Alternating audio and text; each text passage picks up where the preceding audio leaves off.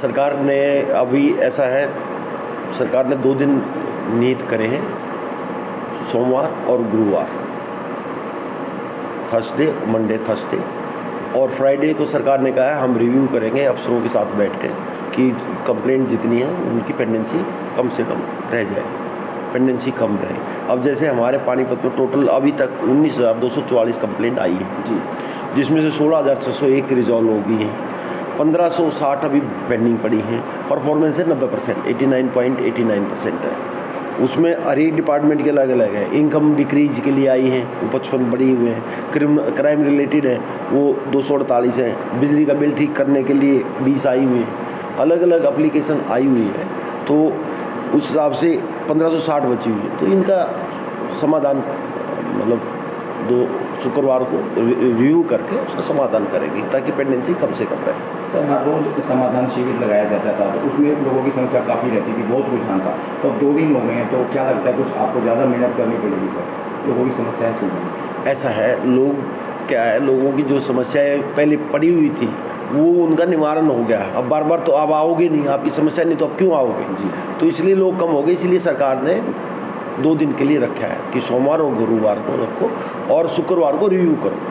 और रिव्यू में भी एक ACS अधिकारी ऊपर से बैठ के देखेगा कि भाई रिव्यू ठीक चल रहा है, जो समाधान शिविर में कंप्लेंट आ रही है उनका रिजोल्यूशन हो रहा है, नहीं हो रहा है, निस्तारण हो रहा है, नहीं हो रहा है, वो सारा सरकार उसका संज्ञान लेगी। आज इस बारे में मीटिंग भी है, आदरणीय चीफ सेक्रेटरी साहब ले रहे हैं इस बारे में, और अपने रबी क्रॉप्स के बारे में कितना वीट आया, कितनी सरसों आई।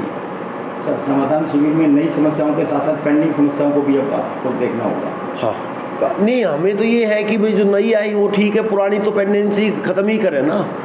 या देखो, आदमी की समस्या या तो उसको रिजेक्ट करो या उसका निस्तारण करो। अब आप ऐसी कोई समस्या लेके आओ जो उसका हो ही नहीं सकता, अब आप कहोगे जी मेरा लोन माफ़ कर दो, ऐसी समस्या भी तो लेके आओगे ना, वो चीज़ हो नहीं सकती, तो उसको रिजेक्ट ही किया जाएगा ना उसको। तो जो चीज़ है, अब आप बाई चांस ये आप समस्या लेके आओ कि जी मेरा डोमिसाइल बना दो, वो समस्या है, वो बन गया तो फिर आप दोबारा नहीं आओगे ना।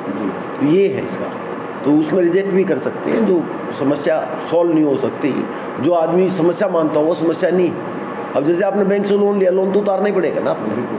अब कुछ ऐसे हैं, अब जैसे ये मैं आपको बता रहा हूँ कि लेबर के हैं, अब जो फैक्ट्री वाले निकाल देते हैं, ये कहते हैं जी हमारे पैसे रख लिए फैक्ट्री वाले ने।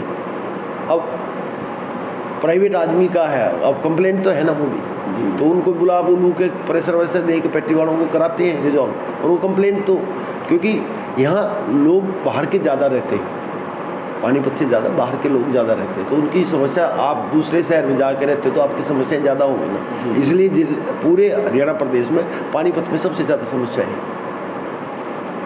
अदरवाइज कोई जिला 10,000 भी टच नहीं करा अब तक। सबसे ज़्यादा पानीपत डबल हो चुका है। तो लोगों की समस्या है, उनका निस्तारण हो गया। अब कमाने, अब 30-35 आ गई, अब आज दरबार नहीं लगा, आज मैंने कम से कम 25 मार्क करी है शिकायतें। रादर मेरे लिए मुश्किल हो गया, पहले अफसर होते थे उनको पकड़ा देते थे, अब आपके पास ही आते हैं। अब आते फिर मैंने भिजवानी पड़ती ना, अफसर को फ़ोन करना पड़ता है। पहले वहीं मौजूद रहते थे, पहले वहीं मौजूद रहते थे, कहते भाई इसका निस्तारण करो। पर चलो सोमवार आप कह देते हैं भाई सोमवार गुरुवार को आया करो, तो अब से जो लोग आज आए थे उनको तो सुना है, अब आगे से फिर समझ जाएंगे लोग कि सोमवार गुरुवार को सब बैठे होते हैं। अब जैसे कुछ समस्या SP की आई थी जी, अब अदरवाइज SP साहब साथ बैठे होते हैं तो कोई दिक्कत ही नहीं होती। अब वो मैंने मार्क करनी पड़ी उनको, जो भेजनी पड़ी यहाँ से।